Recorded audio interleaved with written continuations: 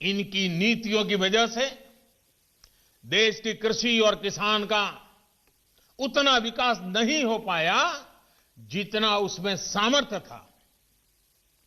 पहले की सरकारों की नीतियों की वजह से सबसे ज्यादा बर्बाद वो किसान हुआ जिसके पास न तो ज्यादा जमीन थी न ज्यादा संसाधन। इस छोटे किसान को बैंकों से पैसा नहीं मिलता था क्योंकि उसके पास तो बैंक खाता तक नहीं था।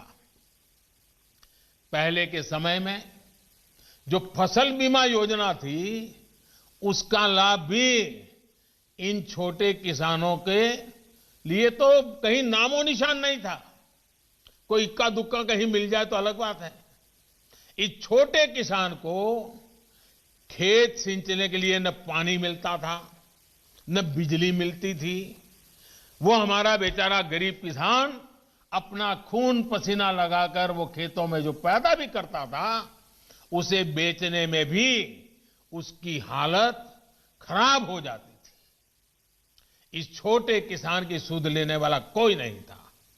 और आज मैं देशवासियों को फिर याद दिलाना चाहता हूं, देश में इन किसानों की संख्या छोटी नहीं है।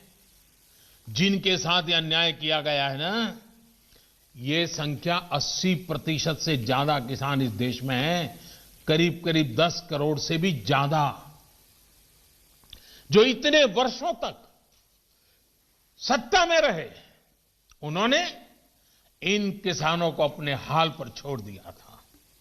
चुनाव होते रहे, सरकारें बनती रही, रिपोर्ट आती रही, आयोग बनते रहे, वादे करो भुला दो, करो भुला दो, यही सब हुआ। लेकिन किसान की स्थिति नहीं बदली। नतीजा क्या हुआ? गरीब किसान और गरीब होता गया। क्या देश में इस स्थिति को बदलना आवश्यक नहीं था? मेरे किसान भाई और बहनों, 2014 में सरकार बनने के बाद हमारी सरकार ने नई अप्रोच के साथ काम करना शुरू किया।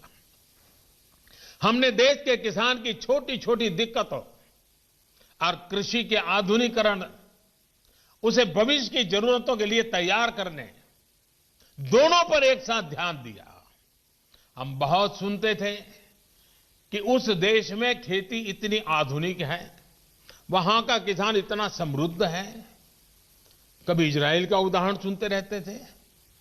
हमने दुनिया भर में कृषि क्षेत्र में क्या क्रांति आई है, क्या बदलाव आए हैं, क्या नए इनिशिएटिव आए हैं, क्या अर्थव्यवस्था के साथ कैसे जोड़ा है, सारी चीजों का गहन अध्ययन किया।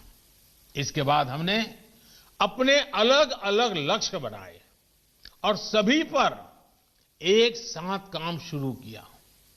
हमने लक्ष्य बनाकर काम किया कि देश के किसानों का खेती पर होने वाला खर्च, इनपुट कॉस्ट, ये कम हो, उसका खर्चा कम हो।